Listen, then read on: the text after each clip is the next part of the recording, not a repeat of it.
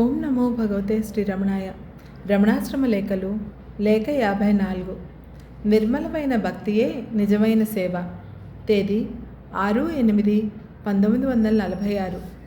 ఈరోజు ఒక భక్తులు భగవాన్తో, స్వామి, తాము కొండ మీద ఉండగా కరక్కాయలు వచ్చిన సమాచారమేమి అని అడిగితే ఇలా సెలవిచ్చారు. విరూపాక్ష గుహలో ఉండగా మలప్రవృత్తికి గాను రాత్రిళ్ళు ఒక కరక్కాయ తింటూ వచ్చాను. ఒక రోజున కరక్కాయలు పూర్తిగా అయిపోయాయి. పళనిస్వామికి బజారుకు పోవాలని అనుకుంటూ ఉంటే, కరక్కాయల సంగతి శేషయ్యర్తో చెప్తావా అన్నాను. త్రోవే కదా, వెళ్ళేటప్పుడు చెప్పి వెడతా అన్నాడు. ఆ మరుక్షణమే ఒక భక్తులు ఊరి నుంచి వచ్చారు. వారు అప్పుడప్పుడు వస్తుండేవారే. ఒక్క క్షణం ఉండి బయటికి వెళ్ళారు. కొంతసేపటికి పళని బజారుకు వెళ్దామని బయలుదేరాడు. ఇంతలో ఆ వెళ్ళిన వారు తిరిగి వచ్చి, స్వామి, మీకు కరక్కాయలు కావాలా అన్నారు. ఉంటే 1-2 ఇవ్వమన్నాను. పెద్ద మూట తెచ్చి ముందర పెట్టారు. ఇవన్నీ ఎక్కడవయ్యా అంటే, స్వామి, తమ దర్శనం చేసుకొని పక్కనున్న పల్లెలో పని ఉండి బండిలో వెళ్ళాను. నా బండి కన్నా ముందే ఈ కరక్కాయలతో నిండిన గొన్నెలతో ఒక బండి పోతుంది. ఒక గోనికి చిల్లుపడి ఇవన్నీ దారికడ్డంగా పడినవి. ఎందుకైనా మంచిదని ఏరి తెచ్చాను. ఉండనీయండి స్వామి అన్నారు. అవన్నీ ఎందుకని 2-3 వీసలు ఎత్తిపెట్టి మిగతాకి వారికి ఇచ్చేశాం. ఇలాంటివి ఎన్నో జరిగినవి. ఎన్నని చెప్పగలం? అమ్మ వచ్చి వంట పెట్టిన వెనుక ఇనుప గరిటె ఉంటే బాగుండునని అంటే, చూద్దాంలే అనేవాణ్ణి.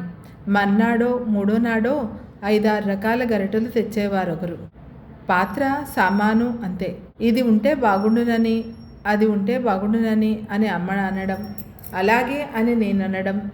ఆ రోజు మన్నాడో 1కి 10 రావడం చాలు చాలు బాబు అనిపించేది. అవన్నీ ఎవరు కాపాడేది? ఇట్లాంటి సంభవాలెన్నో. అంతేమిటి అన్నారు భగవాన్.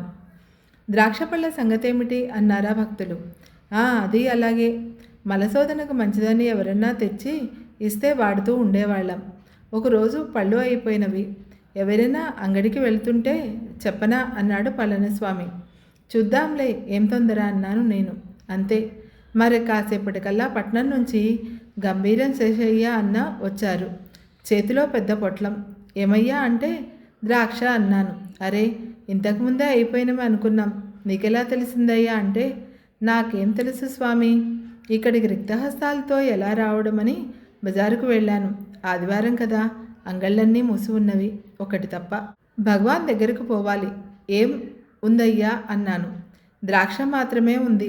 ఇవి ఇంతకు ముందే వచ్చినవని పొట్లం కట్టి తెచ్చాను. ఇంతకు ముందే స్వామి, నాకు ఈ సంకల్పం కలిగింది అన్నారు వారు. వేళ చూసుకుంటే 1 అయ్యింది. అయ్యా, స్వామికిది మరీ బాగా అనుభవం. ఇక్కడ ఏదో ఒకటి ఉంటే బాగుండునంటే అని మేము అనుకోవడం. అదే సమయంలో భగవాన్లకిది తీసుకువెళ్దామని వారికి తోచడం జరిగేవి. ఎలా తెలిసిందయ్యా నీకంటే? ఏమో స్వామి, నాకేం తెలుసు. స్వామికి వస్తువు తీసుకుపోవాలని తోస్తుంది, తెస్తాను, అంతే. మీరు అదే అన్నారన్నమాట. ఈ చిత్రం స్వామికే తెలియాలి అనేవారు.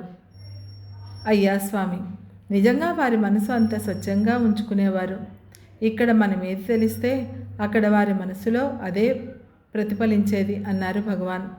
మన మనస్సును కల్మషం లేకుండా స్వచ్ఛమైన స్ఫటికంలాగా ఉంచాలని వేరే చెప్పాలా?